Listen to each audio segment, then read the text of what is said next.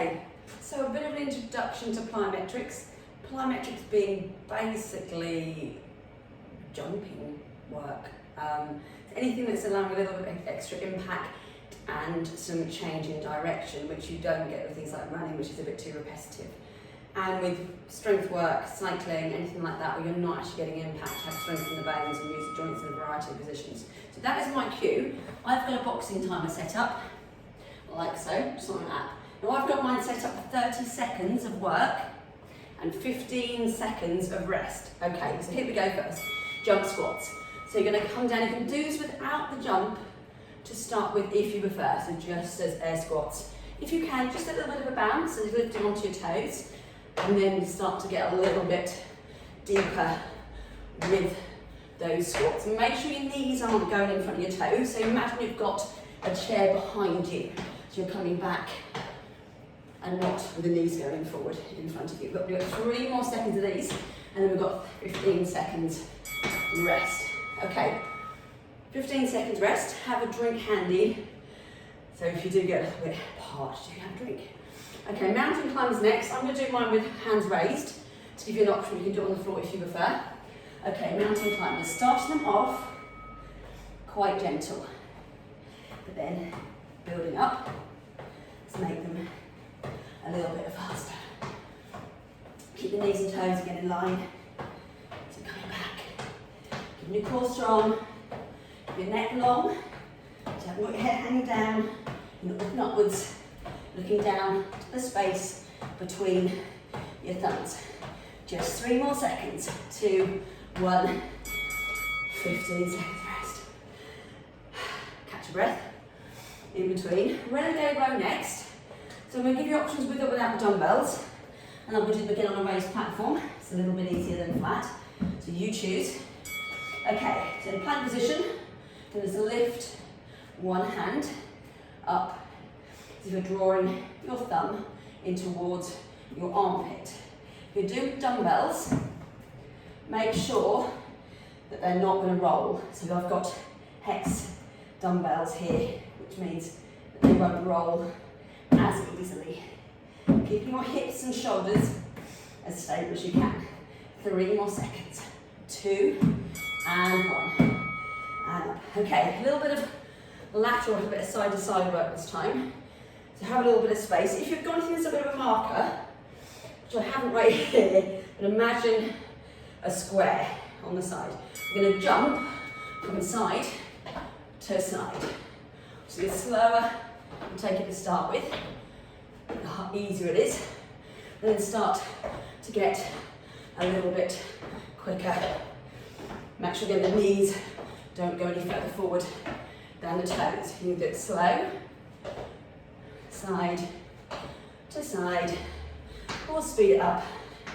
We've got 3 more seconds. Well done. Okay, 15 seconds rest. Catch your breath. Okay, some split squats next. So this is a little bit low. A chair, sofa, anything like that is good. I'm going to do it, start with as a split squat. Again, back knees going downwards. Keep really tall as if you're following a plumb line with your ears, your shoulders and your hips. If you can, add a little bit of a jump. If you're quite tight through hips and hamstrings, it'd be quite difficult to do this without twisting hips. But if you can, imagine headlights on your hips, facing forward. 30 seconds on each leg. Remember which leg you did. Catch your breath. Start with my right leg behind me. So next set, I'm going to do it with my left leg behind me. 3 more seconds. Why did 15 seconds go so quickly? And then, I started that way, didn't I? Rookie mistake. So again, split squats, down and up. Keep shoulders back, chin up, looking straight ahead of you. Hips and shoulders, headlights facing forward, then add a bit of a bounce if you can. And steps a little bit low for this. 3 more seconds. 2 and 15 seconds recovery. Okay, plyo press ups.